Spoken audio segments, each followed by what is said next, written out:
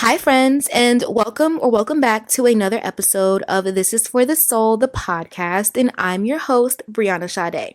So, today we're going to be talking about the power of forgiveness. And it's so crazy because I wanted to make an episode about this, and I was on Twitter and I seen this tweet that said, forgiving others is the gateway to practicing self-forgiveness. And that is 100% true. And it's just the timing of me seeing that tweet was crazy. But I kind of want to unpack that because yesterday I stumbled across a video called The Power of Forgiveness and the Science of Happiness. And it was basically an experimental video. And the guy had the participants pick someone who wronged them in their life and practice as if they were in the room and express their forgiveness to them. But the catch was they had to do it in front of a mirror. And a lot of the people were like, what? A mirror? Like, I don't know about this. But while watching that experiment unfold, I saw how powerful looking into the mirror actually was, because the whole point of the experiment and using the mirror was to symbolize that true forgiveness comes from within. So when it comes to forgiveness, I kind of look at it in two ways. Like, okay, you have the person who did the action and trying to forgive them. But if you're struggling to forgive a person who did something wrong to you, you also have to look within yourself and see why it's so hard for you to let go and make peace with that situation. I've struggled with forgiving others for a long time. There's a true underlying meaning as to why, and I kind of had to dig down and dig deep and figure out what the internal issue was. Because if I want to truly be at peace with myself, why would I let what someone else did continuously have control over my emotions and stress me the hell out, right? And I could just simply let it go and be. But it's easier said than done for a lot of people, because when we look at situations, if somebody hurt us, we are so focused on the hurt. We're not focused on the actual person. It's always, you hurt me, you did this, you did da da da da. And we're so quick to find something or somebody to blame that anger on, instead of going within and realizing the bigger picture. Because at the end of the day, holding on to anger and resentment is a waste of energy. It's a waste of energy. It's a waste of time. And you're truly giving that other person way more power than they deserve.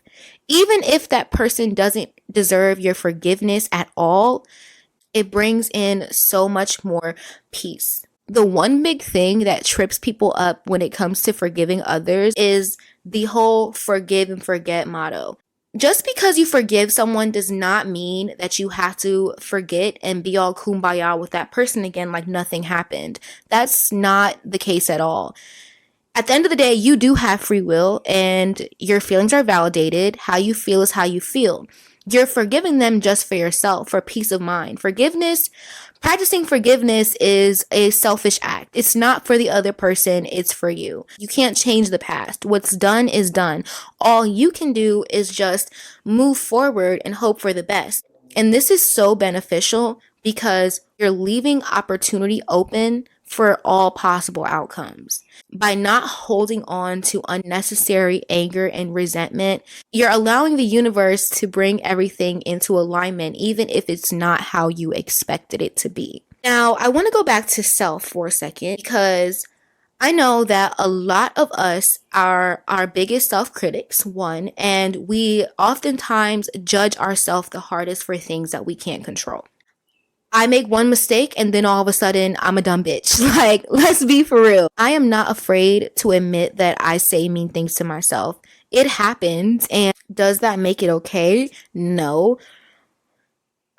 But being aware is a great start in the process of cultivating better habits, so I can start expressing more self-compassion, being more nicer to myself, and just changing my narrative.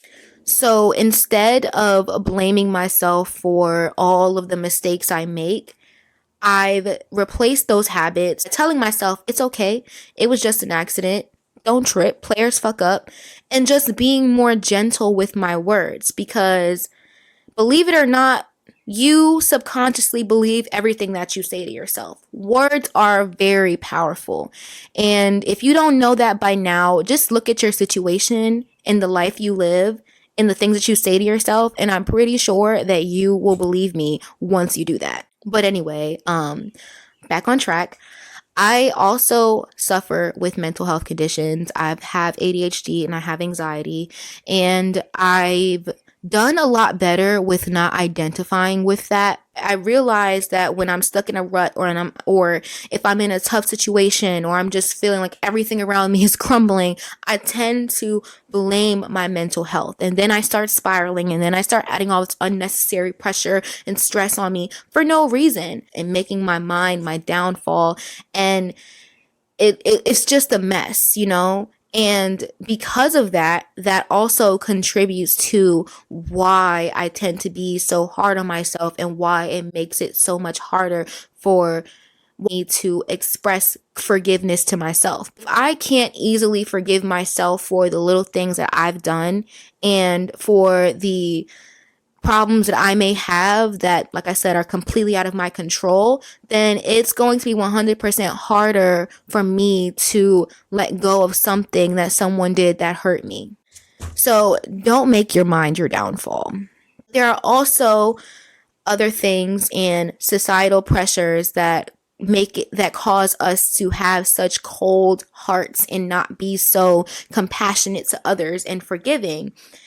But moral of the story is, we should not have to carry a lot of those unnecessary stressors. It's just like the more you hold on to that, the more that it festers and then it spreads and it turns and it manifests into other issues and other problems within your life. And I've seen it happen. So, that's why it's just so important to be unbothered, because the more unbothered you are, the easier life will be. It's so much easier to let something go than to hold on to something, because whatever that person did to you 10 years ago, it's in the past, and people literally still hold on to shit that happened to them years and years and years ago. But all right, friends, I am going to end this episode right here. Always, thank you so much for listening. I am so grateful to all. If you are listening to this on a streaming platform, don't forget to leave me a nice little review. And if you are viewing this on YouTube, make sure you like, comment, and subscribe so you can continue to see more content from moi. And I will talk to you next episode. Bye.